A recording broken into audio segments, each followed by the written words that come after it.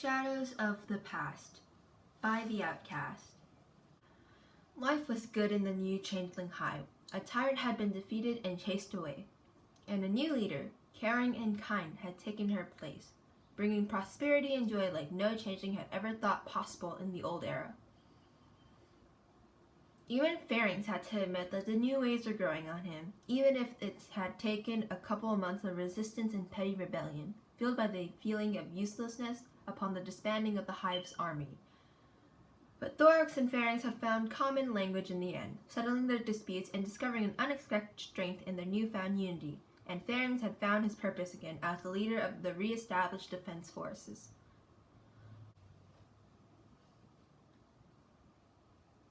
But the shadows of the past lingered on, until one day they came out of hiding and threatened to unleash havoc and vengeance on the whole known world.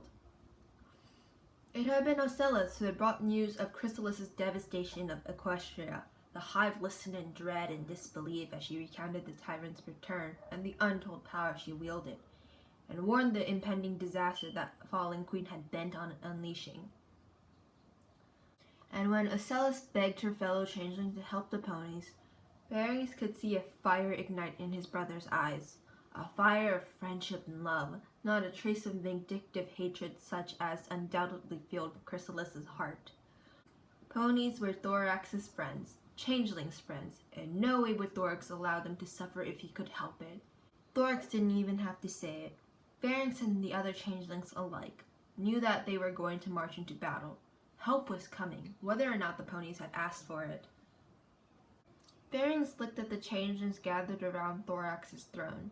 He gave a nod to them, a brave and determined nod to command deployment into battle. He gave them a confident stare, and a smirk that promised annihilation to anyone who dared stand in his way. That was the face of a warrior, a face that even his brethren and allies knew not to mess with. And it was genuine. But there was another layer underneath that face, a layer just as genuine, but one that Pharynx would never, ever reveal to anyone. He was terrified. Ever since Chrysalis's defeat in exile, he had been terrified she would come back and try kill Thorax, and even more terrified that she would succeed. That fear had fueled his every action. He trained his troops tirelessly, kept them ready for battle at all times, and put them through the most trying drills and tactical simulations he could come up with every day. Pushed them to the limit and beyond, even harder than he had ever done under the own regime.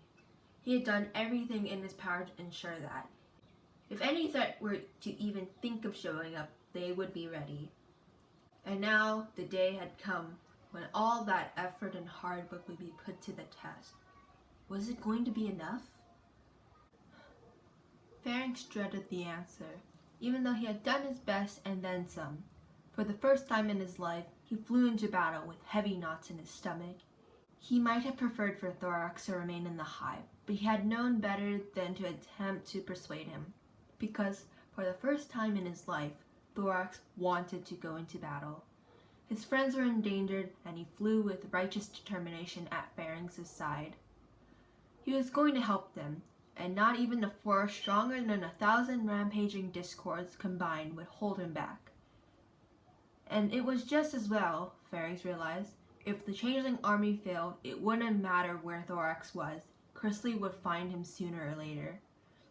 Pharynx, at least, took solace in the fact that this way he could remain by Thorax's side and protect him. Whatever Chrysalis attempted, he would know it and be in the position to try and stop her. Throughout the flight, Pharynx maintained his posture of determined confidence, no matter how hard it was at moments. He had to. What would happen to his soldiers' morale if they saw him shiver in fear?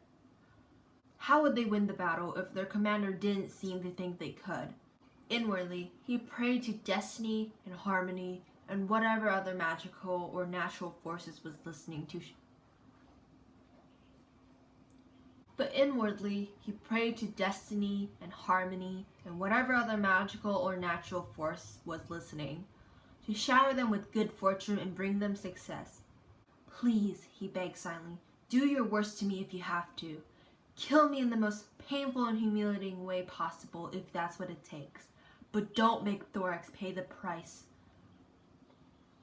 A spark of hope flickered in Pharynx's heart as he saw many other armies converging at the outskirts of Ponyville. Ponies, Kirin, hippogriffs, yaks, even dragons and griffins. Every species in the known world has joined forces in hope to save Equestria. And then he saw Chrysalis and her two accomplices, wielding unimaginable powerful magic, and his heart sank as the group of ponies at their mercy was about to be blasted into oblivion. The unicorns lit up their horns, and the rest of the united army charged forward.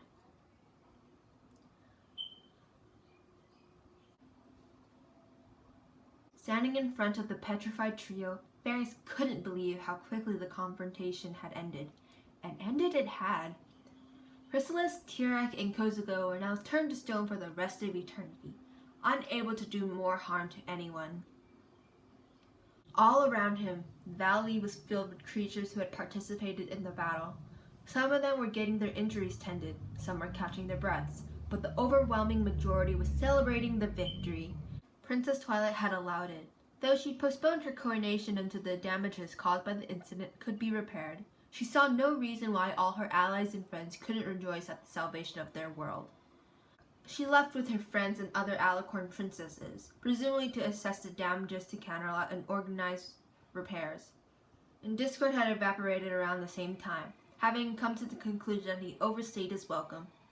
But before they left, Pinkie had produced an unbelievably large bag of party supplies from somewhere and given it to the allies to use. A baffling sight for said allies, but the group of 6 friends had simply chuckled. After all, Pinkie had party supplies stashed all over Ponyville and a few other cities, in the case of party supplied emergency.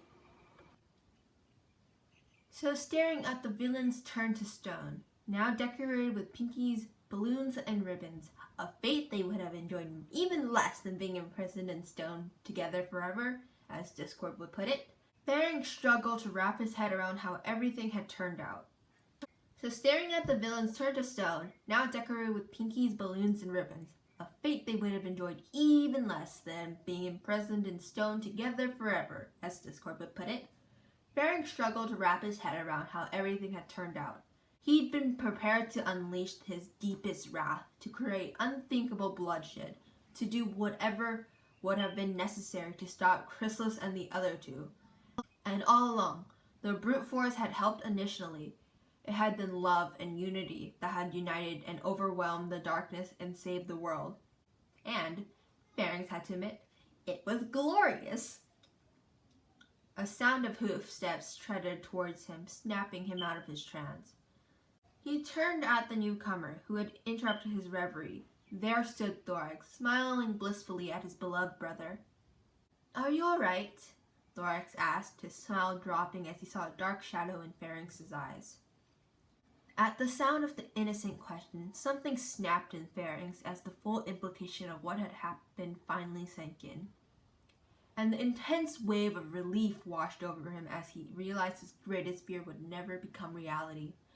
Thorax was safe. Chrysalis couldn't hurt him anymore now that she'd been turned into a statue. A new sensation stirred in Pharynx, becoming stronger by the millisecond until it overwhelmed him completely. He tried to rein it in. It was so alien to him. And he'd never liked things he didn't know how to handle. But he was powerless against it. The mighty warrior with him had fallen, and he couldn't hold it in anymore.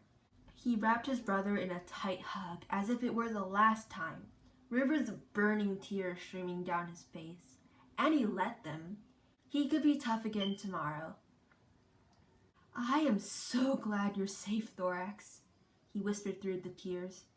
Thorax stroked Pharynx's back gently, shedding a tear to himself. "I know," he whispered back. The realization hit Pharynx harder than he expected.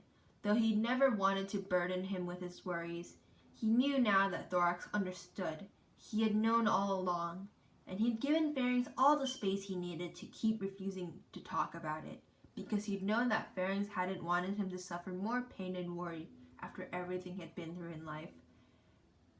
And Pharynx loved him even more for that.